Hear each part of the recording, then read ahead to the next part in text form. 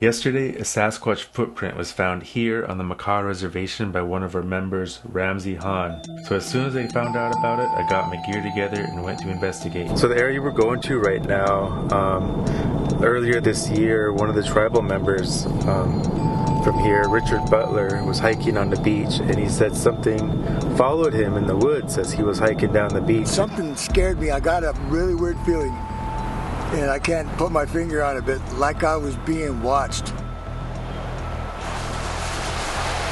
But I didn't know by what. While I was walking, it would walk. When I take a step, it would take a step, and I could hear it in the bushes. I could hear it, but I couldn't see nothing. Right here is where I heard the first snap. I never thought anything about it, so I kept going. Before I got to the corner, I heard a snap. And it was so loud, I didn't know what it was. But I started getting that scared feeling, that feeling of being watched all the way back through here, because I had to go back the same way I came. We went on a whole adventure, went for like 6-mile hike that day, looking for any kind of evidence or just to see if we could hear anything. We didn't end up finding anything that day. I actually tried to get Richard to go along with me to go put an audio recorder up by the gun range where we're heading right now, and he was so spooked out from his experience that he didn't even want to drive up there with me in a car. Got the chills sitting here, man. Right ahead of us where we're heading, there's been some screams reported in the hills. Here is the old dump road. Well, so what happened anyway? We were just walking through here, seen a footprint, and we looked around here and we couldn't see any more, just one. Did you look all the way up and down the road and everything? Yeah, we looked in the ditches and everything. So yeah, this footprint got filled in with water, but I'm going to see if I can get a casting of it anyway. This guy's found another footprint, so I'm going to cast that one too. Man, the span on that jump, it looked like it was right there, a hit right there, and then jumped and landed right there. Like it was trying to hide its tracks.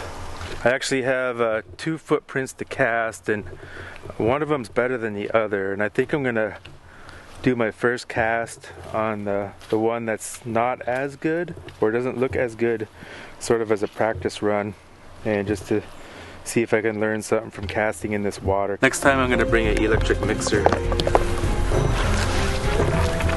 Holy crap, bugs are hell up here.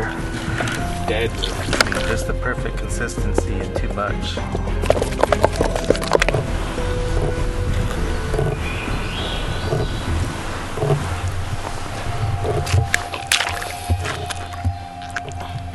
Just did my first Bigfoot casting here, and I'm happy I got Cliff to come out and help me with my first casting, because I wouldn't have known what to do trying to cast in the mud like this.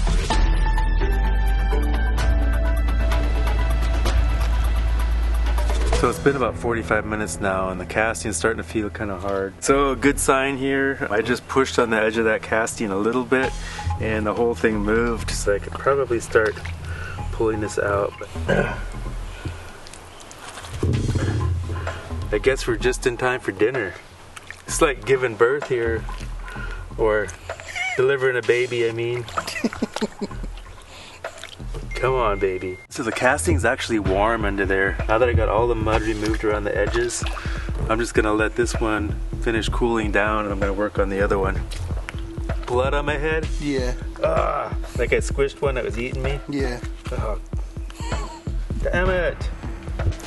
Oh, here we go. Probably take it right out. Ooh. I guess something I didn't think about is where I'm going to put these castings at, because these are all muddy and I got to put them in my car. I think I had just about enough of these mosquitoes. I am going to see if I can finally remove this casting, and I'm going to put an audio recorder out tonight and see if there's anything in the area. I actually did put an audio recorder out here a couple months ago, just about less than probably 50 yards down the road, but I put my audio recorder inside a water bottle and a mouse crawled in there and made a bunch of racket. So I actually didn't get anything recorded.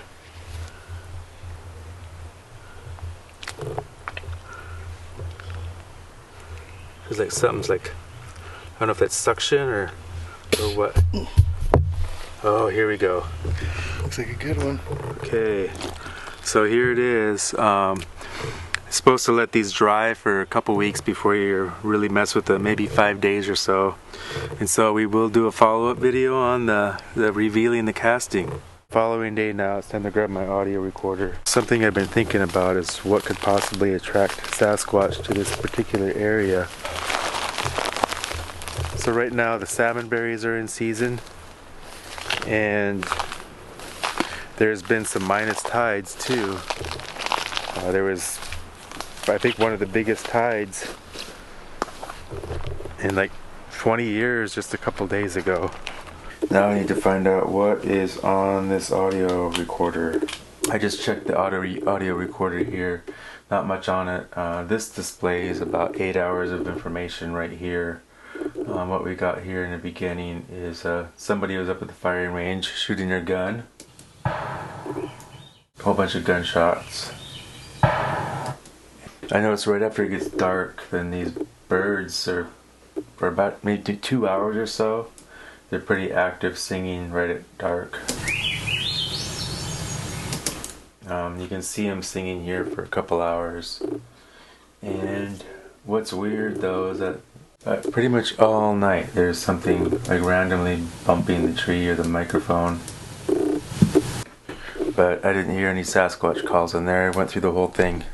So I'm back here at Cutler Point now, and I really have one question I would like to answer. We know that the Sasquatch is coming down this way. This road runs parallel to the water. There's only one way off of this point here, and that's down a very narrow trail. So the trail hasn't been used for a couple of years. I'm going to see if I can figure out where it's at and clear it off and follow the trail down and see if there's any activity down on the beach where the trail ends at. So to clear the trail today, I got with me a machete that I modified to be more like a Makah war club. My tribe has a war club called Tooth, which means split your face. Traditionally these were made out of whale bone, but I modified a machete to be about the same specifications as a war club. But you can just think of this as a meat cleaver that's razor sharp. I barely have to even swing this thing, and it cuts right through all this brush here. I clip off to both sides here, and I can't even see. Okay, I made a little bit of headway on this trail here. You'll see why I was kind of freaked out. Straight down over here, and pretty much straight down over here. And the trail just runs on top of the cliff here. So this right here is Cutler Point behind me, and the footprint was seen up on the top of this hill right here through these big trees.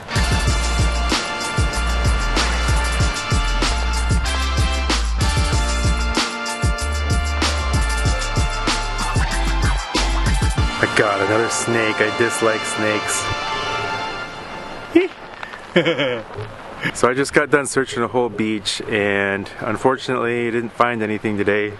And just like all Sasquatch stories, most of them end in not finding anything. But at least we have a picture to go with the story and a casting. And so the myth lives on and the journey continues. So if you'd like to donate to what I'm doing, that would be great. If not, that's okay too. And thank you for joining me, and hopefully I will see you in the next video.